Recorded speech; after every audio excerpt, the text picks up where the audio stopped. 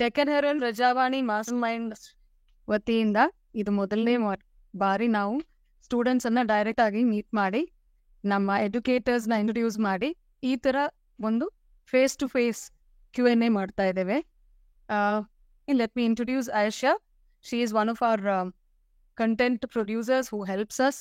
ನನ್ನ ಹೆಸರು ಹರೀಶ್ ಗೌಡ ಅಂತ. ನಾವು ಮಾಸ್ಟರ್ ಮೈಂಡ್ ಅಲ್ಲಿ ಕಳೆದ 2.5 ವರ್ಷಗಳಿಂದ ನಾವು ಕಾಂಟೆಂಟ್ ಕೊಡ್ತಾ ಇದ್ದೀವಿ, ವಿಡಿಯೋಗಳನ್ನ ಕೊಡ್ತಾ ಇದ್ದೀವಿ. ಇವಾಗ KS ಫಿಲ್ಮ್ಸ್ ಮೇ 5th ಮಾಡಬೇಕು ಅಂತ KPSC Karnataka public service commission decide ಮಾಡಿದೆ.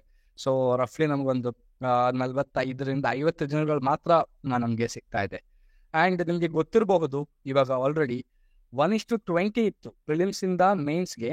ಮೊದಲು 1:20, ಇವಾಗ 1:15 ಆಗಿದೆ. ಅಂದ್ರೆ ಪ್ರತಿ ಒಂದು ಪೋಸ್ಟ್ಗೆ 15 ಜನರನ್ನ ಮಾತ್ರ ಇವಾಗ ಮೇನ್ಸ್ ಬರೆಯೋದಕ್ಕೆ ಅವ್ರನ್ನ ಸೆಲೆಕ್ಟ್ ಮಾಡ್ತಾ ಇರೋದು.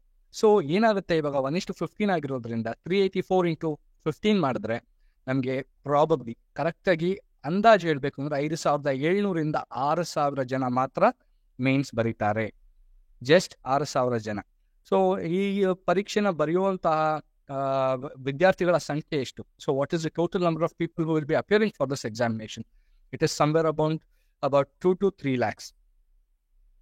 ಆದರೆ ನೀವು ಕರೆಕ್ಟಾಗಿ ಲೆಕ್ಕ ಹಾಕಿ ನೋಡಿದ್ರೆ about 97 to 98% of the people will be eliminated in the first stage itself. So ಬರೀ 5,700ರಿಂದ 6,000 ಜನ ಮಾತ್ರ ಮೇನ್ಸ್ ಬರೀತಾರೆ, ಅಂದ್ರೆ ಮುಖ್ಯ ಪರೀಕ್ಷೆಗೆ ಹಾಜರಾಗ್ತಾರೆ. ಆ್ಯಂಡ್ ಈ 6,000 ಜನಗಳಲ್ಲೇನೆ ಇವರು ಮೆರಿಟ್ಗೋಸ್ಕರ ಫೈಟ್ ಮಾಡೋದು, ಕೊನೆಗೆ ಅಧಿಕಾರಿಗಳಾಗಿ ಹೊರಬರೋದು ಕೂಡ. ಸೊ ಇವತ್ತು ನಾವು ಈ ಒಂದು ಸೆಷನ್ನ ಯಾಕೆ ಮಾಡ್ತಾ ಇದೀವಿ ಅಂದ್ರೆ ನಮಗಿರೋದು 45ರಿಂದ 50 ದಿನಗಳ ಮಾತ್ರ. ಆ್ಯಂಡ್ ಇಲ್ಲಿ KS ಪರೀಕ್ಷೆಗೆ ಯಾರಾದರೂ ಮೊದಲೇ ಹಾಜರಾಗಿದ್ರು, ಇಫ್ ಎನಿಬಡಿ ಹ್ಯಾಡ್ ಅಪಿಯರ್ಡ್, ನಿಮಗೆ ಗೊತ್ತಿರುತ್ತೆ ಸಿಲೆಬಸ್ ಎಷ್ಟು ವಾಸ್ಟ್ ಇದೆ ಅಂತ. ಸಿಲೆಬಸ್ ಬಹಳ ಬಹಳ ವಾಸ್ಟ್ ಇದೆ. ಆದರೆ ಸಿಲೆಬಸ್ ಇಷ್ಟು ವಾಸ್ಟ್ ಇದೆ, ಇಷ್ಟು ಹಾರ್ಡ್ ವರ್ಕ್ ಮಾಡಿ ಕೊನೆಗೆ ಇದರಿಂದ ಏನಾದರೂ ಲಾಭ ಇದೆಯಾ? What is the benefit after working or toiling so hard for the examination? Ultimately, you won't getting a job, but will be getting power. You will have the power to ತುಂಬಾ ಜನರ ಭವಿಷ್ಯಗಳನ್ನ ಬದಲಾಯಿಸುವಂತ, ಒಂದು ತಾಲೂಕಿನ ಒಂದು ಲ್ಯಾಂಡ್ಸ್ಕೇಪ್ನೇ ಬದಲಾಯಿಸುವಂತಹ ಒಂದು ಅಧಿಕಾರ ಸಿಗುತ್ತೆ. ಸೊ ಕೊನೆಗೆ ಇದರಿಂದ ಏನು ಲಾಭ ಅಂತ ನೀವು ನೋಡೋದಾದ್ರೆ ಒಂದು ಹುದ್ದೆ ಮಾತ್ರ ಸಿಗ್ತಾ ಇರೋದಿಲ್ಲ, ಅಂದ್ರೆ ಲಕ್ಷಾಂತರ ಜನಗಳನ್ನ ಅವರ ಬಾಳನ್ನ ನೀವು ಚೇಂಜ್ ಮಾಡುವಂತಹ ಒಂದು ಅಧಿಕಾರ ಅಥವಾ ಒಂದು ಸುಕೃತ ಅಂತಾನೆ ಕರಿಬಹುದು, ಅದು ನಿಮ್ಗೆ ಲಭಿಸ್ತಾ ಹೋಗುತ್ತೆ. So this is the right time. ನಿಮ್ಗೆ ಏನೇ ಇಷ್ಟು ವರ್ಷ ಕಾಯ್ದಿರಬಹುದು, ಬಟ್ ನೆಕ್ಸ್ಟ್ 45 to 50 days ನೀವು ಏನ್ ಮಾಡ್ತೀರಾ ಅನ್ನೋದು ಬಹಳ ಬಹಳ ಕ್ರೂಷಿಯಲ್ ಆಗುತ್ತೆ. ಸೊ ಅದು ನಮ್ಗೆ ಪ್ರಿಲಿಮ್ಸ್ ಇಂದ ಮೇನ್ಸ್ಗೆ ರಹದಾರಿನ ಕೊಡುತ್ತಾ ಇಲ್ವಾ ಅನ್ನೋದಕ್ಕೆ ಇದು ಬಹಳ ಕ್ರೂಷಿಯಲ್ ಟೈಮ್ ಆಗುತ್ತೆ. ಸೊ ನಾವಿವಾಗ ಪ್ರಿಲಿಮ್ಸ್ ಬಗ್ಗೆ ತಿಳ್ಕೊಳ್ಳೋಣ. To begin with, let's start about prelims. So there are 2 papers. 2 ಪೇಪರ್ಗಳಿದ್ದಾವೆ ಪ್ರಿಲಿಮ್ಸ್ ಅಲ್ಲಿ. ಒಂದು ಪೇಪರ್ 1, ಇನ್ನೊಂದು ಪೇಪರ್ 2. ಸೊ ಪೇಪರ್ 1 ಅಲ್ಲಿ ಏನೆಲ್ಲ ಬರುತ್ತೆ? ಪೇಪರ್ 1 ಅಲ್ಲಿ ಬರೋ ಫಸ್ಟ್ ವೆರಿ ಇಂಪಾರ್ಟೆಂಟ್, ತುಂಬಾ ಜನ ಸ್ಟ್ರಗಲ್ ಮಾಡೋದು ಅಂದ್ರೆ ಅದು current affairs, national and international. So ಕರ್ನಾಟಕದ ಸ್ಟೂಡೆಂಟ್ಸ್ಗೆ ಅಂತ ಬಂದಾಗ ಈ national and international current affairs ಯಾವ KPSCಗೆ ಫೋಕಸ್ಡ್ ಆಗಿದ್ದಾರೆ, ಅವ್ರು ಇದು ಸ್ವಲ್ಪ ಕಬ್ಬಿಣದ ಕಡಲೆ ಅಂತ ಮಾಮೂಲಾಗಿ ನಾವು ಮೊದಲಿಂದಾನು ನಾವು ಕೇಳ್ತಾ ಬರ್ತಾ ಇರ್ತೀವಿ.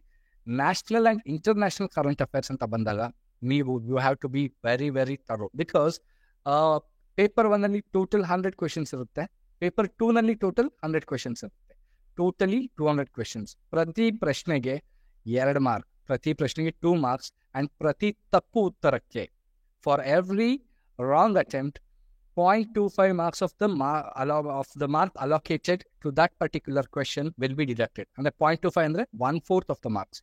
So what is 1/4 of 2? 0.5. So ಪ್ರತಿ ತಪ್ಪು ಉತ್ತರಕ್ಕೆ 0.5 marks will be deducted. So ಈ ರೀತಿ ನೀವು ನೋಡ್ತಾ ಹೋದ್ರೆ ನಿಮಗೆ 200 ಕ್ವೆಶನ್ಸ್ ಅಲ್ಲಿ ನೀವು ಎಷ್ಟು ಮಾರ್ಕ್ಸ್ನ ಗಳಿಸ್ತೀರಾ ಅನ್ನೋದ್ರ ಮೇಲೆ ಪ್ರಿಲಿಮ್ಸ್ ಇಂದ ಮೇನ್ಸ್ಗೆ ಸೆಲೆಕ್ಷನ್ ಡಿಸೈಡ್ ಆಗುತ್ತೆ. ಲಾಸ್ಟ್ ಟೈಮ್ 106 ಪೋಸ್ಟ್ಗೆ ನೀವು ಕಟ್ ಆಫ್ ಏನಾದ್ರು ನೋಡಿದ್ರೆ GM ಜನರಲ್ ಮೆರಿಟ್ಗೆ cut off somewhere it was about 198 cut off ನಾನು ಹೇಳ್ತಾ ಇರೋದು 106 ಪೋಸ್ಟ್ಗೆ. ಅದರ ಹಿಂದಿನ ವರ್ಷ 2015 ನೋಟಿಫಿಕೇಶನ್ ಅಲ್ಲಿ ನೋಡಿದ್ರೆ it was 183. So out of 400 marks you should be getting 183 to enter the main stage. How much it is? 183.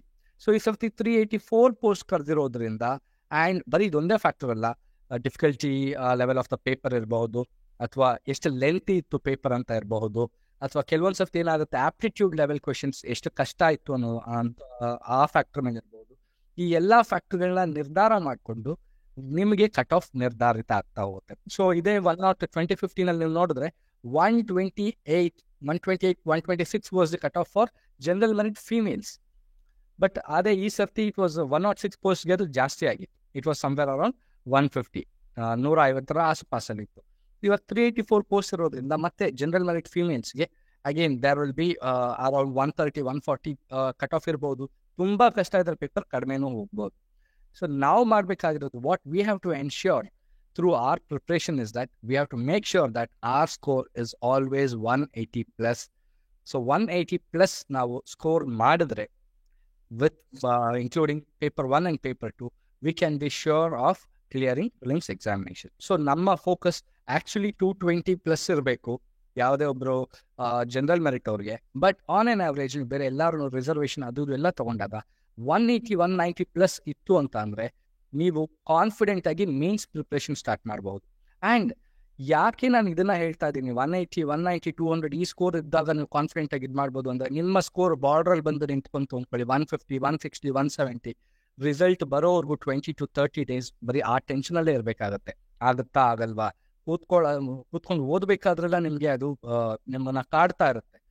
So ಅಲ್ಲಿ ನಿಮಗೆ 20 days ನಿಮಗೆ ಕಡಿಮೆ ಪ್ರೊಡಕ್ಟಿವಿಟಿ ಆಗಬಾರ್ದು ಅಂದ್ರೆ ನೀವು next 45 to 50 days you have to work more than 190, 200. So ಬೇರೆ 180 ಅಂತೂ ಇರಲೇಬೇಕು. ಸೊ ಜಾಸ್ತಿ ಬಂದ್ರೇನು ತೊಂದರೆ ಇಲ್ಲ, ಅಂದ್ರೆ ಯಾವುದೇ ನೆಗೆಟಿವ್ ಎಫೆಕ್ಟ್ಸ್ ಇಲ್ಲ. So it always aim for 200+, but minimum limit ನೀವೇನು ಇಟ್ಕೋಬೇಕು ಅಂದ್ರೆ ಮಿನಿಮಮ್ ಲೋವರ್ ಲಿಮಿಟ್ 180ನ ಇಟ್ಕೊಳ್ಳೇಬೇಕಾಗುತ್ತೆ. ಸೊ ಇವಾಗ 180 ಮಾರ್ಕ್ಸ್ 180 or 200 ತಗೋಬೇಕು ಅಂದ್ರೆ ಆನ್ ಆನ್ ಆವ್ರೇಜ್ 100 ನೀವು ಪ್ರತಿ ಕ್ವೆಶನ್ ಪೇಪರಲ್ಲಿ ಪ್ರಿಲಿಮ್ಸ್ ಪೇಪರ್ 1, ಪೇಪರ್ 2 ಎರಡರಲ್ಲೂ ತಗೋಬೇಕಾಗತ್ತೆ.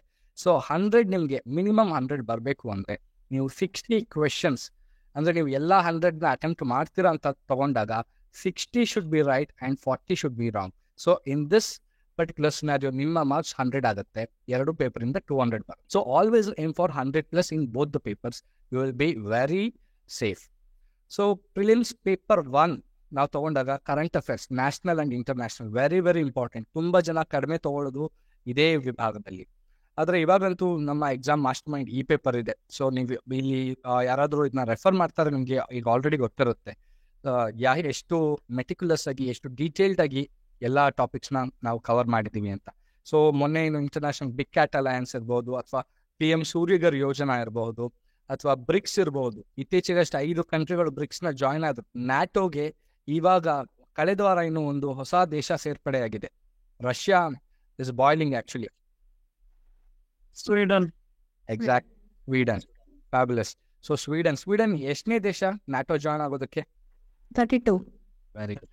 32nd nation. ಸೊ ಮೊನ್ನೆ PSI ಅಲ್ಲಿ ಕೇಳಿದ್ರು 31st ನೇಷನ್ ಯಾವುದು ಅಂತ ಜಾಯ್ನ್ ಆಗೋದಕ್ಕೆ. ಗೊತ್ತಿದೆಯಾ 31st nation? S, final. So ಈ ರೀತಿ ಅವೇರ್ ಆಗಿರ್ಬೇಕಾಗುತ್ತೆ ನಮ್ಮ ಕರೆಂಟ್ ಅಫೇರ್ಸ್. ಸೊ ಇವು ಮಾಸ್ಟರ್ ಮೈಂಡ್ನ ಇಲ್ಲಿವರೆಗೂ ನೋಡ್ತಾ ಬಂದಿದ್ರೆ ಇಂತಹ ಅನೇಕ facts, figures, detailed information, especially national and international importance ತುಂಬ ಡೀಟೇಲ್ಡ್ ಆಗಿ ಕವರ್ ಮಾಡಿದ್ದೀವಿ. ನೀವು ಇಲ್ಲಿವರೆಗೂ ಅದನ್ನು ಆರ್ಕೈವ್ ಪ್ಲಾನಲ್ಲಿ ಅದನ್ನ ನೋಡ್ಕೊಂಡು ಬಂದಿದ್ರೆ ಸೊ ನಿಮ್ಮ ಪ್ರಿಪ್ರೇಷನ್ ಬೇರೆಯವ್ರಿಗೆ ಕಂಪೇರ್ ಮಾಡಿದ್ರೆ it will be much ahead. So ನಾನು current affairs national and international ಏನಿದೆ ನೀವು ಅದಕ್ಕೆ ನಮ್ಮ ಮಾಸ್ಟರ್ ಮೈಂಡ್ನ ರೆಗ್ಯುಲರ್ ಆಗಿ ಫಾಲೋ ಮಾಡ್ತಾ ಇದೆ. It's more than enough. Next ಬಂದು Indian history. Indian history is very very important part of the paper 1 because you will find at least 5 to 10 such questions.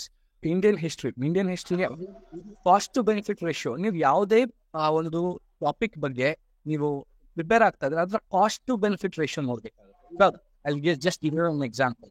ಇವಾಗ ಪಾಲಿಟಿ ನೀವು 50 hours if you are spending on polity, this is just rough estimate. ನಿಮ್ಮ capacity ಅನುಗುಣವಾಗಿ ನೀವು 100 ತಗೋಬಹುದು, 25 hours ಕೂಡ ತಗೋಬಹುದು.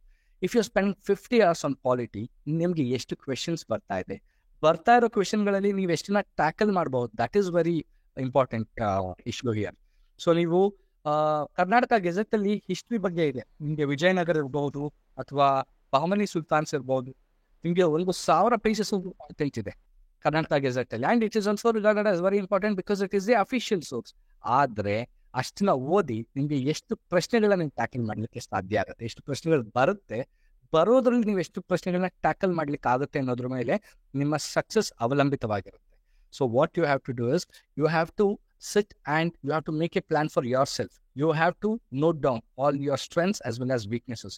ತುಂಬ ಜನ ಏನು ಮಾಡ್ತಾರೆ, ಆಪ್ಟಿಟ್ಯೂಡ್ನ ನೆಗ್ಲೆಕ್ಟ್ ಮಾಡ್ತಾರೆ. ಪೇಪರ್ 2ನಲ್ಲಿ ಆಪ್ಟಿಟ್ಯೂಡ್ 30 ಕ್ವೆಶನ್ಸ್ ಬರುತ್ತೆ, ಎಸ್ಪೆಷಲಿ ನಮ್ಮ ಆರ್ಟ್ಸ್ ಬ್ಯಾಕ್ಗ್ರೌಂಡಿನ ಸ್ಟೂಡೆಂಟ್ಸ್.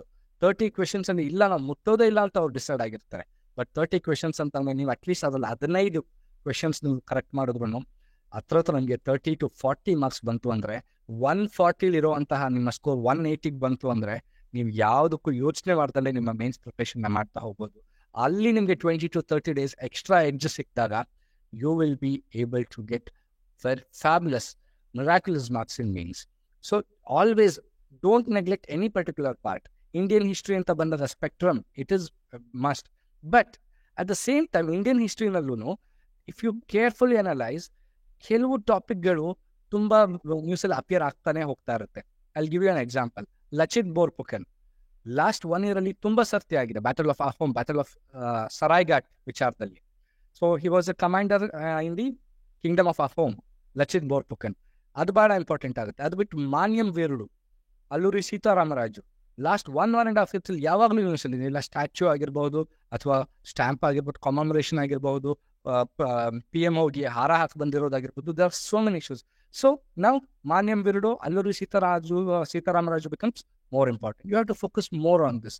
ಸೊ ಇಲ್ಲಿ ಕೂಡ ನಿಮಗೆ ರೆಗ್ಯುಲರ್ ಆಗಿ ಒಂದು ಪ್ರಾಡಕ್ಟ್ನ ಒಂದು ಎಕ್ಸಾಮ್ ಮಾಸ್ಟರ್ ಮೈಂಡ್ ಆಗಿರ್ಬೋದು ಅಥವಾ ನೀವು ನ್ಯೂಸ್ ಪೇಪರ್ನ ರೆಗ್ಯುಲರ್ ಓದ್ತಾ ಹೋದ್ರೆ you can actually predict few questions like these. ಯಾಕೆಂದರೆ ಇದು ತುಂಬ ನ್ಯೂಸಲ್ಲಿ ಇದ್ದಾವೆ ಅಂತ. ಸೊ ಇಂಡಿಯನ್ ಹಿಸ್ಟ್ರಿನ ನೀವು ಫೋಕಸ್ ಮಾಡಿ, ಅಟ್ ದ ಸೇಮ್ ಟೈಮ್ ಯಾವೆಲ್ಲ ಪ್ರಾಮಿನೆಂಟ್ ಫಿಗರ್ಸ್ ನ್ಯೂಸಲ್ಲಿ ಇದ್ದಾರೆ focus more on those as well. And then India and world geography, you will get at least 15 to 20 questions. So sometimes more than 20 questions. You cannot actually predict how many questions are going to come. Adenavate, it all depends on the mode of the examination sector. I'll just give you an example. Last 2021 ಅಲ್ಲಿ national science day ದಿನ ಒಂದು FDA exam ನಡೆದಿತ್ತು. ಅದರಲ್ಲಿ 50ಕ್ಕಿಂತ ಜಾಸ್ತಿ questions ಬರೀ science based day ಇತ್ತು. ಯಾಕೆಂದ್ರೆ national science day ದಿನ ಅದಾಗಿತ್ತು ಅಂತ. ಸೊ ಆ ರೀತಿ May 5th ಅಥವಾ ಮತ್ತೆ ಬೇರೆ ಯಾವುದಾದ್ರು ದಿನ ಇದ್ದು ಆ ದಿನದ ಮೇಲೆ ಎಕ್ಸಾಮಿನೇಷನ್ ಸೆಟರ್, ಪೇಪರ್ ಸೆಟರ್ ಏನಾದರೂ ಫೋಕಸ್ ಮಾಡಿದ್ರೆ ಮತ್ತೆ ಇಲ್ಲಿ ರೇಷಿಯೋಗಳು ಚೇಂಜ್ ಆಗ್ತಾ ಹೋಗ್ಬೋದು. ಈ ರೀತಿ ಕಾರ್ಮಿಕರ ಬಗ್ಗೆ ಕೊಡ್ಬೇಕಾಗತ್ತೆ ಲೇಬರ್ ರಿಫಾರ್ಮ್ಸ್. ಸೊ ಅದು ಅವ್ರ ಪೇಪರ್ ಸೆಕ್ಟರ್ ಮೇಲೆ ಅದು ಡಿಪೆಂಡ್ ಆಗ್ತಾ ಹೋಗುತ್ತೆ. So don't neglect any particular area. Polity and geography, these are high yielding areas. ನೀವು if you are very thorough in these aspects then trust me, your score will be very, very good. ಅದಾದ್ಮೇಲೆ polity and Indian economy. Polity ಅಂತೂ it will be so important this time. Electoral bonds ಇರ್ಬೋದು ಅಥವಾ president election ಆಗಿದೆ last few ಇಯರ್ಸಲ್ಲಿ. ಇದ್ರ ಬಗ್ಗೆ ನಿಮಗೆ ಕೇಳುವಂಥ ಚಾನ್ಸಸ್ ಜಾಸ್ತಿ ಇರುತ್ತೆ. ನೋ ಕಾನ್ಫಿಡೆನ್ಸ್ ಮೋಷನ್ ನ್ಯೂಸಲ್ಲಿತ್ತು, ಪ್ರೈವೇಟ್ ಮೆಂಬರ್ ಬಿಲ್ ನ್ಯೂಸಲ್ಲಿತ್ತು. ಇದೆಲ್ಲ ಅದನ್ನು ನೀವು ಅಂದರೆ ನೀವು ಫೋಕಸ್ ಮಾಡ್ತಾ ಹೋಗಬೇಕು. ಇಷ್ಟೆಲ್ಲ ನ್ಯೂಸಲ್ಲಿ ಇದ್ದಾಗ ಇದ್ರ ಮೇಲೆ ನೀವು ಫೋಕಸ್ ಮಾಡಿದಾಗ ಎಕ್ಸಾಮಿನೇಷನ್ ಪೇಪರ್ ಸೆಕ್ಟರ್ ಕಣ್ಣು ಕೂಡ ಇದ್ರ ಮೇಲೆ ಇರುತ್ತೆ, ಇಂತಹ ಟಾಪಿಕ್ಸ್ ಮೇಲೆ. ಇದ್ರ ಮೇಲೆ ಜಾಸ್ತಿ ನೀವು ಫೋಕಸ್ ಮಾಡಿ. ಇಷ್ಟನ್ನ ನೀವು ಮಾಡಿದ್ರೆ ಪೇಪರ್ 1ನಲ್ಲಿ if you are able to get at least 50 to 55 questions right, then trust me it is a very good score. ನಿಮಗೆ ರಿಸರ್ವೇಷನ್ ಇದ್ರಂತೂ if you are getting 55+ questions right, you are through. So ಇದು ನಮ್ಮ paper 1 ಆಯಿತು. Next ಬಂದ್ಬಿಟ್ಟು ನಮ್ಮ paper 2, films paper 2. ಇದು actually ಏನಂದರೆ ನಮ್ಮ ಕರ್ನಾಟಕದ ಸ್ಟೂಡೆಂಟ್ಸ್ ಜಾಸ್ತಿ ಫೋಕಸ್ ಮಾಡೋದಿಲ್ಲಿ. ಆ್ಯಂಡ್ ಇದು ಒಂಥರ ಒಂದು ಟ್ರಿಕ್ಕಿ ಪೇಪರ್. ಇಲ್ಲಿ ಸೈನ್ಸ್ ರಿಲೇಟೆಡ್ ಕ್ವೆಶನ್ಸ್ ತುಂಬ ಇರುತ್ತೆ. ಆ್ಯಂಡ್ ಮೆಂಟಲ್ ಎಬಿಲಿಟಿ ಇಲ್ಲೇ ಬರೋದು. 30 ಮೆಂಟಲ್ ಎಬಿಲಿಟಿ ಕ್ವೆಶನ್ಸ್ ನಿಮಗೆ ಫಿಲಿಮ್ಸ್ ಪೇಪರ್ 2ನಲ್ಲೇ ನೀವು ನೋಡುವಂಥದ್ದು. ಇಲ್ಲಿ 30 ಕ್ವೆಶನ್ಸ್ ತುಂಬ ಜನ ಬಿಟ್ಟಿರ್ತಾರೆ. ನಾನು ಬರೀ 70 ಕ್ವೆಶನ್ಸ್ ಅಷ್ಟೇ ಫೋಕಸ್ ಮಾಡೋದು ಅಂತ. ಸೊ 30 ಕ್ವೆಶನ್ಸ್ ಅಂದರೆ almost 33% of the paper. If you not concentrating on this, trust me, it is going to be a very hard pill for you to swallow. Don't do that. ನೀವೇನು ಮಾಡಬೇಕು, mental ability, general science and technology, very very important. At least 5 to 10 questions science and technology ಮೇಲೆ ಇದ್ದೇ ಇರುತ್ತೆ. ಎಕ್ಸ್ಪೋಸಾಟ್ ಇರ್ಬೋದು, ಚಂದ್ರಯಾನ್ ಇರ್ಬೋದು, ಗಗನ್ಯಾನ್ ಇರ್ಬೋದು, ಅಥವಾ non fungible tokens ಇರ್ಬೋದು, ಮೆಟಾವರ್ಸ್ ಇರ್ಬೋದು. So all this topics have been covered in detail in our product master mind. ಈ ಪೇಪರ್ ಆಗಿರಲಿ ಅಥವಾ ನಮ್ಮ ಟೆಸ್ಟ್ ಸೀರೀಸ್ ಆಗಿರಲಿ. ಅದ್ರ ಜೊತೆಗೆ state government schemes, budget, and very important ಇನ್ನೊಂದು ನೀವು ಯಾವುದನ್ನ ಫೋಕಸ್ ಮಾಡಬೇಕು ಪೇಪರ್ 2ನಲ್ಲಿ ಅಂದರೆ Karnataka budget and economic survey. Karnataka ಬಜೆಟಲ್ಲಂತೂ ಈ ಸರ್ತಿ ತುಂಬ ಸ್ಕೀಮ್ಸ್, ಕೆಫೆ ಸಂಜೀವಿನಿ ಆಗಿರ್ಬೋದು, ಅನ್ನ ಸುವಿಧಾ ಆಗಿರಬಹುದು, ರೈತ ಸಮೃದ್ಧಿ ಯೋಜನೆ ಆಗಿರಬಹುದು, ಅಥವಾ ಚಿಕ್ಕಮಗಳೂರಲ್ಲಿ ಹೊಸ ಸ್ಪೈಸ್ ಪಾರ್ಕ್ ಎಸ್ಟಾಬ್ಲಿಷ್ ಮಾಡೋದಕ್ಕೆ ಡಿಸಿಷನ್ ಆಗಿರ್ಬೋದು, ಅಥವಾ 3 ಹೊಸ ಫುಡ್ ಪಾರ್ಕ್ಗಳು, Sogane in Shivamogga, Ittangihal in Vijayapur, and then Pujinahalli in Bangalore rural district, ಇದು ಆಗಿರ್ಬೋದು. ಇಂಥ ಕ್ವೆಶನ್ಸ್ ಮೇಲೆ ತುಂಬಾ ಫೋಕಸ್ ಮಾಡಿ, ಬಿಕಾಸ್ ನಿಮಗೆ ಅಟ್ಲೀಸ್ಟ್ 2 to 5 ಇಂತಹ ಕ್ವೆಶನ್ಸ್ ಈ ಸರ್ತಿ ಅಪಿಯರ್ ಆಗೋ ಚಾನ್ಸಸ್ ಇದೆ. ನೀವೆಲ್ಲ ಲಾಸ್ಟ್ ಟೈಮ್ 106 ಪೋಸ್ಟ್ ಪ್ರಿಲಿಮ್ಸ್ ಬರ್ದಿದ್ರೆ ನಿಮ್ಗೆ ಅದರಲ್ಲಿ ಒಂದು ಪ್ರಶ್ನೆ ಇತ್ತು, ಬಜೆಟ್ನ ಗಾತ್ರ ಎಷ್ಟು ಅಂತ, what is the size of Karnataka budget, and ಅದನ್ನ ಬರೀ ಲಾಸ್ಟ್ 2 digits ಮಾತ್ರ ಚೇಂಜ್ ಮಾಡಿಕೊಟ್ಟಿದ್ರು. 2,71,383, 2,71,583 ಅಂತ ಎಲ್ಲ. ಸೊ ಅಷ್ಟು ಡೀಟೇಲ್ಡ್ ಆಗಿ ಇವರು ಎಕ್ಸ್ಪೆಕ್ಟ್ ಮಾಡ್ತಾರೆ when it comes to datas, facts and figures. So ನಿಮಗೆ ಅದ್ರ ಮೇಲೆ ಕರ್ನಾಟಕ ಬಜೆಟ್ ಎಷ್ಟಿದೆ. 15th Finance Commission, very very important, because there has been huge furor with respect to the grants that has been given to Karnataka last year. So our CM, he has been telling that we have not got the respectable amount as a share from central government, and central government telling it's all is of 15th Finance Commission. So you must know who is the chairman of 15th Finance Commission. Guessing ಯಾವ ಕ್ರೈಟೀರಿಯಾನ adapt ಮಾಡಿದ್ದಾರೆ ಇವರು to allocate resources, financial resources to various states. Income gap ಅಂದರೆ ಏನು, so population criteria ಹೇಗೆ ಇದು ಮಾಡಿದ್ದಾರೆ, these are very important. At the same time finance commission important ಆಗಿರೋದ್ರಿಂದ again 16th Finance Commission ಈಗ ಹೊಸದಾಗಿ ಮಾಡಿದ್ದಾರೆ. 2026 ಇಂದ 31 ರಿಸೋರ್ಸಸ್, ಫಿನಾನ್ಷಿಯಲ್ ರಿಸೋರ್ಸಸ್ನ ಅಲೋಕೇಟ್ ಮಾಡೋದಕ್ಕೆ. ಅದ್ರ ಚೇರ್ಮನ್ ಯಾರು ಅಂತ ಯಾರಾದ್ರೂ ಹೇಳ್ಬೋದಾ? 16th Finance Commission Arvind Panagariya. Very good, Arvind Panagariya is the chairman. So ಇದ್ರ ಮೇಲೆ ಕೂಡ ನಮಗೆ ಪ್ರಶ್ನೆಗಳು ಬರುತ್ತೆ. ಸೆಂಟ್ರಲ್ ಶೇರ್ ಎಷ್ಟು ಬಂದಿತ್ತು ಅಂತ ಕೇಳ್ಬೋದು, ತುಂಬಾ ಕಾಂಟ್ರವರ್ಸಿ ಆಗಿರೋದ್ರಿಂದ. 44,000 odd crore ಅಷ್ಟೇ ನಮಗೆ ಬಂದಿರೋದು ಸೆಂಟ್ರಲ್ ಶೇರ್ ಈ ಸರ್ತಿ. ಸೊ ಎಷ್ಟು ಪರ್ಸೆಂಟೇಜ್ ಅಂತ ಕೇಳಬಹುದು. ಸೊ ಇದೆಲ್ಲದನ್ನು ನೀವು ತುಂಬಾ ಫೋಕಸ್ಡ್ ಮಾಡಿ ಓದಬೇಕು. And never ever separate your prelims and mains preparation. Please don't do that mistake. ಎರಡು ಕೂಡ ಹ್ಯಾಂಡ್ ಇನ್ ಹ್ಯಾಂಡೇ ಹೋಗ್ತಾ ಇರಬೇಕು. ಬಿಕಾಸ್ ಲಾಸ್ಟ್ ಟೈಮ್ ನೀವು ನೋಡಿದ್ರೆ 106 post ಪ್ರಿಲಿಮ್ಸ್ಗೆ they had asked about Karnataka agricultural zone. Okay, that particular question, and also coffee. Who introduced coffee? Whether it was Mark Kabban or Tipu Sultan. So there was huge confusion between those two personalities with respect to that question. So because we were doing main syllabus al nodtira, it's not that they will not ask you anything from main syllabus. So keep your preparation integrated. Mains as well as prelims, let both go hand in hand. So ಇದಿಷ್ಟು ನಿಮಗೆ prelims paper 1, paper 2 and cost to benefit ರೇಷಿಯೋನ ನೋಡ್ಕೊಳ್ಳಿ. ಯಾಕೆ ಇದನ್ನ ಹೇಳ್ತಾ ಇದ್ದೀನಿ ಅಂತಂದರೆ, ನಿಮಗೆ ಕಾಸ್ಟ್ ಟು ಬೆನಿಫಿಟ್ ರೇಷಿಯೋ ಕೆಲವು ಟಾಪಿಕ್ಸ್ ಇರ್ತವೆ. ಇವಾಗ ಮೆಡಿವಲ್ ಇಂಡಿಯಾ, ಆಮೇಲೆ ಏನ್ಷಿಯಂಟ್ ಇಂಡಿಯಾ, ಇಂತಹ ಕೆಲವು ಟಾಪಿಕ್ಸ್ಗಳಲ್ಲಿ ಏನಾಗುತ್ತೆ, despite learning everything, you may still end up not answering that particular question, because ಎಷ್ಟು ಡೀಪ್ ಆಗಿ ಕೇಳ್ತಾರೆ ಅಂತ ಯಾರು ಪ್ರಿಡಿಕ್ಟ್ ಮಾಡಕ್ ಆಗೋದಿಲ್ಲ.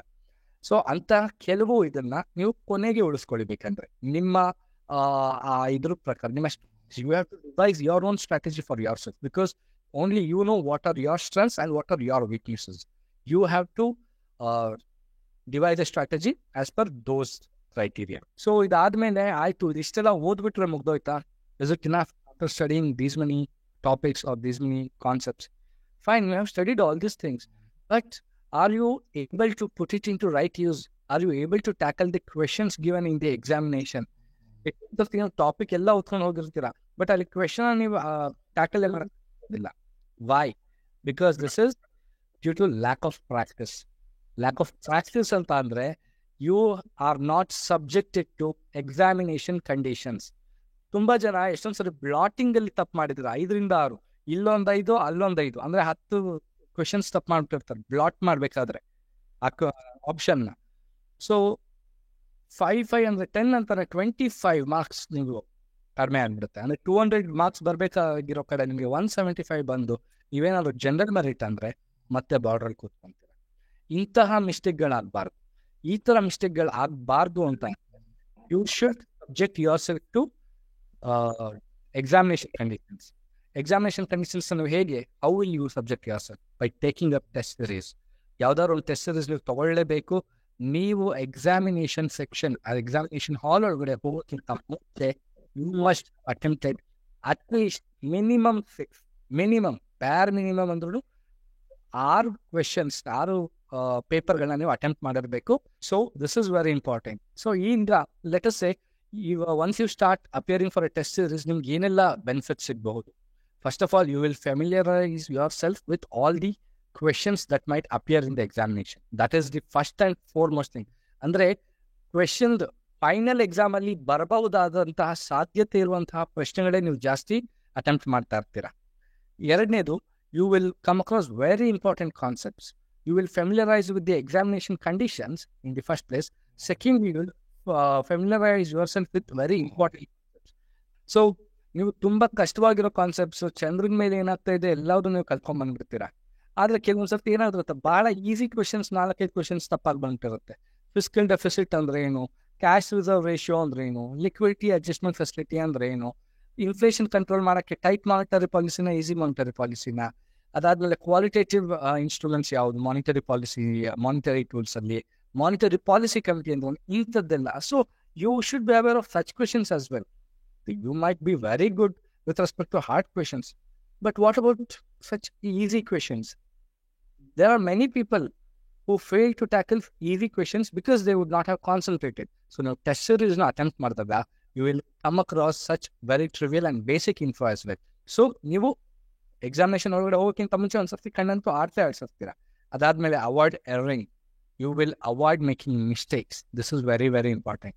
ನೀವು ಅಲ್ಲಿ ಮಾಡೋ ಪ್ರತಿಯೊಂದು ಮಿಸ್ಟೇಕ್ಗೆ 2.5 ಮಾರ್ಕ್ಸ್ ಕಳ್ಕೊತಾ ಇರ್ತೀರಾ. 10 ಮಿಸ್ಟೇಕ್ಸ್ ಆಯಿತು 2 ಪೇಪರಿನಲ್ಲಿ 25 marks. So you won't get a chance to write mains examination. So first of all, make mistakes here. It's always told, sweat in the practice battlefield. Okay, don't bleed in the battlefield. Sweat in the practice field. Okay, practice ground is where you have to sweat so that you won't bleed in the war field.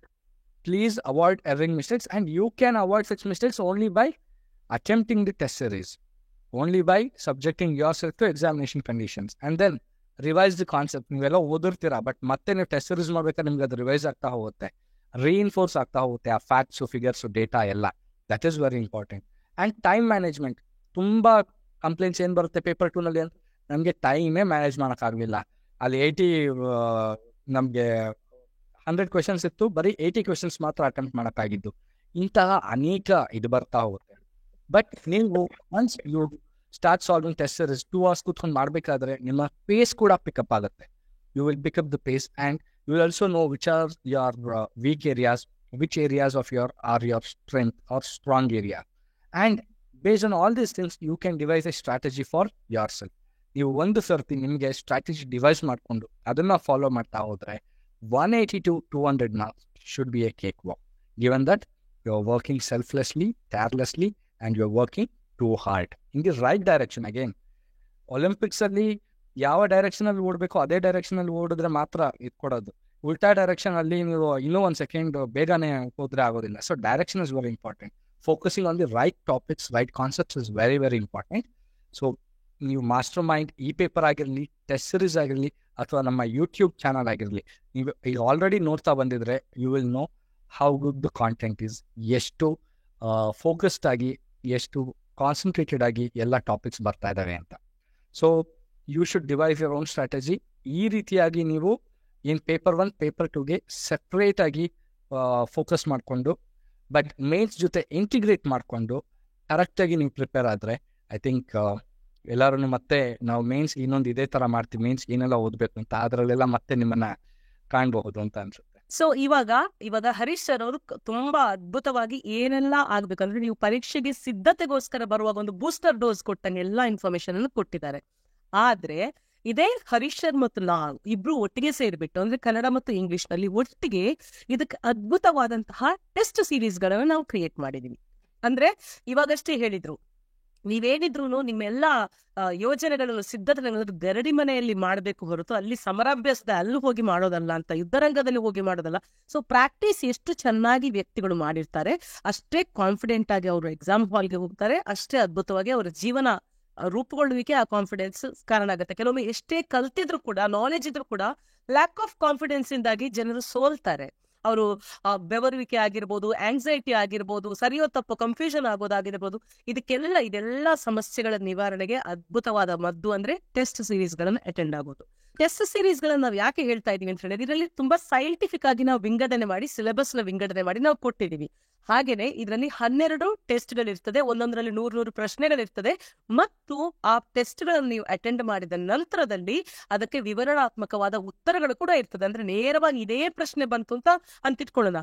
ಇತ್ತೀಚೆಗೆ ಕಪ್ಪೆಗಳು ತುಂಬಾ ಸುದ್ದಿಯಲ್ಲಿದೆ. ಯಾಕೆ ಅಂತ ಗೊತ್ತಾ ಯಾರಾದ್ರೂ ಹೇಳ್ಬೋದಾ ಕಪ್ಪೆಗಳು ಯಾಕೆ ಸುದ್ದಿಯಲ್ಲಿದೆ ಅಂತ? ಅಣಬೆ ಕಪ್ಪೆ ಒಂದ್ ಸಿಕ್ಕಿತ್ರಿ, ಅದಿರಬಹುದ್ರಿ ಮೇಡಮ್. ಕಪ್ಪೆ ಮೇಲೆ ಅಣಬೆ ಬೆಳೆದ. ಎಸ್, ಈ ಕಪ್ಪೆ ಕುಣಿತ ಬೆಂಗಳೂರಿನಲ್ಲಿ ತುಂಬಾ ಜೋರಾಗಿದೆ. ಒಂದು ಕಪ್ಪೆಯ ಮೇಲೆ ಅಣಬೆ ಬೆಳೆದಿರೋದು ಪ್ರಜಾವಾಣಿ ಫ್ರಂಟ್ ಪೇಜ್ ನಲ್ಲೇ ಬಂದಿತ್ತು ಅಲ್ವಾ? ಇನ್ನೊಂದು ನೋಡಿ, 2023ರಲ್ಲಿ ಸ್ಪೈರೋಥೆಕಾ ವರ್ಷಬು ಅನ್ನುವಂತಹ ಹೊಸ ಬಿಲದ ಕಪ್ಪೆ ಪ್ರಭೇದ ಪತ್ತೆಯಾಗಿದೆ. 2020ರಲ್ಲಿ ಸ್ಪೈರೋಥೆಕಾ ಬೆಂಗಳೂರು ಅನ್ನುವಂತಹ ಕಪ್ಪೆ ಕೂಡ ಬೆಂಗಳೂರಿನಲ್ಲೇ ಪತ್ತೆಯಾಗಿದೆ. ಈ ಕಪ್ಪೆಗಳಿಗೆ ಯಾಕೆ ಬೆಂಗಳೂರಿನ ಹುಚ್ಚು ಅಂತ ಗೊತ್ತಿಲ್ಲ, ಬಟ್ ಎಲ್ಲಾ ಕಪ್ಪೆಗಳು ಬೆಂಗಳೂರಿನಲ್ಲೇ ಪತ್ತೆ ಆಗ್ತಾ ಇದೆ. ಅದ್ರ ಜೊತೆಗೆ ಕುಣಿಯುವ ಕಪ್ಪೆಗಳು ನಮ್ಮ ಪಶ್ಚಿಮ ಘಟ್ಟಕ್ಕೆ ಮಾತ್ರ ಸ್ಥಳೀಯ ಪ್ರಭೇದವಾಗಿ ಅಲ್ಲಿಯೇ ಉಟ್ಕೊಂಡಂತಹ ಕುಣಿಯುವ ಕಪ್ಪೆಗಳು ಕೂಡ ಪತ್ತೆಯಾಗಿದ್ದಾವೆ. ಸೊ ಇದೆಲ್ಲ 4 ರೀತಿಯ ಕಪ್ಪೆಗಳು. ನೀವೇ ಹೇಳಿದ್ರಿ ಅಣಬೆ ಕಪ್ಪೆ ಅಂತ ಹೇಳಿದ್ರಿ, ಕುಣಿಯುವ ಕಪ್ಪೆಗಳು ಅಂತ ಹೇಳಿದ್ರಿ, ಸ್ಪೈರೋಥೆಕಾ ವರ್ಷಬು ಅನ್ನೋ ಹೆಸರು ಯಾಕೆ ಬಂತು? ಮಳೆಗಾಲ ಪ್ರಾರಂಭ ಆಗುವ ಸಮಯದಲ್ಲೇ ಅದು ಬಿಲೆಗಳಿಂದ ಹೊರಗೆ ಬರ್ತಾ ಅದಕ್ಕೆ ವರ್ಷಬು ಅನ್ನುವಂತ ಹೆಸರಿಟ್ಟಿದ್ದಾರೆ. ಸೊ ಈ ರೀತಿಯಾದಂತಹ ಇವಾಗ ನಾವು ಎಕ್ಸಾಮ್ ನಲ್ಲಿ ಎಕ್ಸ್ಪೀರಿಯನ್ಸ್ ಇರೋರು, ಹಲವಾರು ಎಕ್ಸಾಮ್ಸ್ ಗಳನ್ನ ಬರ್ದವರು, ಹರೀಶ್ ಸರ್ ಕೂಡ ಹಲವಾರು ಎಕ್ಸಾಮ್ಸ್ ಗಳನ್ನ ಕ್ಲಿಯರ್ ಆದವರು. ಸೊ ಈ ನಮ್ದು KS 2015 ಇಂಟರ್ವ್ಯೂ ಅಲ್ಲಿ ನಾವೆಲ್ಲ ಒಟ್ಟಿಗೆ ಅಟೆಂಡ್ ಆಗಿ ಬಂದವರು. ನಂತರದಲ್ಲಿ ಇದರಲ್ಲಿ ಬೆಂಗಳೂರಿನಲ್ಲಿ ಟೀಚಿಂಗ್ ಮಾಡ್ತಾ ಇದ್ವಿ, ನಂತರದಲ್ಲಿ ಈ ಕೆಲಸಕ್ಕೆ ಬಂದಿರೋದು. ಆಯ್ತಾ? ಆ ಒಂದು ಎಕ್ಸ್ಪೀರಿಯನ್ಸ್ ಅನ್ನ ಇಟ್ಟುಕೊಂಡು ನಾವ್ ಈ ಟೆಸ್ಟ್ ಸೀರೀಸ್ ಗಳನ್ನ ಕ್ರಿಯೇಟ್ ಮಾಡಿರುವಂತದ್ದು. ಆಯ್ತಾ? ಆದ್ರೆ ಈ ಟೆಸ್ಟ್ ಸೀರೀಸ್ ಗಳು ನಿಮ್ಗೆ ಅನಿಸ್ಬಹುದು, ಏನು ನಮ್ಗೆ ಗ್ಯಾರಂಟಿ, ನಮ್ಗೆ ಹೆಂಗೆ ಗೊತ್ತಾಗುತ್ತೆ ತುಂಬಾ ಚೆನ್ನಾಗಿದೆ ಅಂತ. Last time UPSC prelims exam ಆಯ್ತಲ್ಲ, ನಾವು ಒಂದು ಫ್ರೀ ಮಾಕ್ ಟೆಸ್ಟ್ ಕೊಟ್ಟಿದ್ವಿ. ಒಂದೇ ಪೇಪರ್ ಇಂದ ಒಂದೇ ಕೊಟ್ಟಿರೋದು, ನಾವು ಸುಮ್ನೆ ಫ್ರೀ ಅಂತ ಸ್ಟಾರ್ಟಿಂಗ್ ಒಂದೇ ಕೊಟ್ಟಿರೋದು. ಅದ್ರಲ್ಲಿ ಆಸ್ ಇಟ್ ಈಸ್ 3 ಕ್ವಶನ್ಸ್ ಹಂಗಂಗೆ ಬಂದಿತ್ತು. ಲಾಸ್ಟ್ ಇಯರ್ UPSC ಎಕ್ಸಾಮ್ ಇದೆಯಲ್ಲ, ಅದರಲ್ಲಿ ಮಿನಿಮಮ್ 25 ಕ್ವಶನ್ಸ್, ಅದರಲ್ಲಿ ಅದೇ ರೀತಿಯಾದ ಇನ್ಫಾರ್ಮೇಶನ್ ನಾವು ಕೊಟ್ಟಿದ್ವಿ. ಹಾಗೇನೆ ಇನ್ನೊಂದು ವಿಚಾರ ನಾನು ನಿಮ್ಗೆ ಹೇಳ್ಬೇಕು. ಒಬ್ಬ ಹುಡುಗಿ ನಮ್ಗೆ ಡೈರೆಕ್ಟ್ ಆಗಿ ಬಂದು ಹೇಳಿರುವಂತದ್ದು ಏನಂತ ಗೊತ್ತಾ? ಪಲ್ಲವಿ ಅನ್ನುವಂತಹ ಒಬ್ಬ ಹುಡುಗಿ ಏನಂತ ಹೇಳಿದ್ರೆ, ನಾನು ಹೆಲ್ತ್ ಇನ್ಸ್ಪೆಕ್ಟರ್ ಎಕ್ಸಾಮ್ ಬರೀಬೇಕಾದ್ರೆ ನನಗೆ ಯಾವುದೇ ಒಂದು ಟೆಸ್ಟ್ ಸೀರೀಸ್ ಗಳು ಸಿಗ್ತಾ ಇರ್ಲಿಲ್ಲ. ಯಾಕಂದ್ರೆ ಮಾರ್ಕೆಟ್ ಯಾವಾಗ ಟೆಸ್ಟ್ ಸೀರೀಸ್ ಮಾಡ್ತಾರೆ ಅಂತ ಹೇಳಿದ್ರೆ ಫುಲ್ ಮಾರ್ಕೆಟ್ ಬೂಮ್ ಆಗಿದ್ದಾಗ ಮಾತ್ರ, ಅಲ್ಲಿ ನೋಟಿಫಿಕೇಶನ್ ಆದಾಗ ಮಾತ್ರ. ಬಟ್ ಯಾವುದೇ ಎಕ್ಸಾಮ್ಸ್ ಇರ್ಲಿಲ್ಲ, ಟೆಸ್ಟ್ ಸೀರೀಸ್ ಇರ್ಲಿಲ್ಲ. ನನಗೆ ಬೇರೆ ಏನು ಗತ್ಯಂತರವಿಲ್ದೇನೆ ನಾನು ನಿಮ್ಮ ಮಾಸ್ಟರ್ ಮೈಂಡ್ ಟೆಸ್ಟ್ ಸೀರೀಸ್ ತಗೊಂಡಿದ್ದೀನಿ. ಅದರಲ್ಲಿ 40 to 50 ಕ್ವಶನ್ಸ್ ಹಂಗಂಗೆ ಬಂದಿದೆ. ನಾನು ಇವಾಗ ಸೆಲೆಕ್ಟ್ ಆಗಿದ್ದೀನಿ ಅಂತ ಹೇಳಿದ್ದಾರೆ. ಸೊ ನಾನ್ ಹೇಳುವಂತದ್ದು, ಚಾಲೆಂಜ್ ಮಾಡಿ ಹೇಳ್ತೀನಿ, ನಮ್ಮ ಈ ಟೆಸ್ಟ್ ಸೀರೀಸ್ ಅನ್ನ ಯಾರೆಲ್ಲ ತಗೊಳ್ತಾರೋ ಡೆಫಿನೆಟ್ಲಿ ಮಿನಿಮಮ್ 30 to 40 ಕ್ವೆಶ್ಚನ್ಸ್ ಹಂಗಂಗೆ ಬರೋ ಎಲ್ಲಾ ಸಾಧ್ಯತೆ ನಿಚ್ಚಳವಾಗಿದೆ. ಇದು ನಮ್ಮದೇ ಒಂದು ಸ್ಪೆಷಲೈಸ್ಡ್ ಇದು ಅಂತ ನಾನು ಹೇಳೋದಿಲ್ಲ, ಜಂಬ ಕುಚ್ಕೊಳ್ಳೋದಲ್ಲ. ಒಂದು ಪ್ರಜಾವಾಣಿ, ಯಾವುದೇ ಒಂದು ಕರ್ನಾಟಕದ ಎಕ್ಸಾಮಿನೇಷನ್ಸ್ ಏನಿದೆ, Prajavani is the Bible for KS ಅಲ್ವಾ?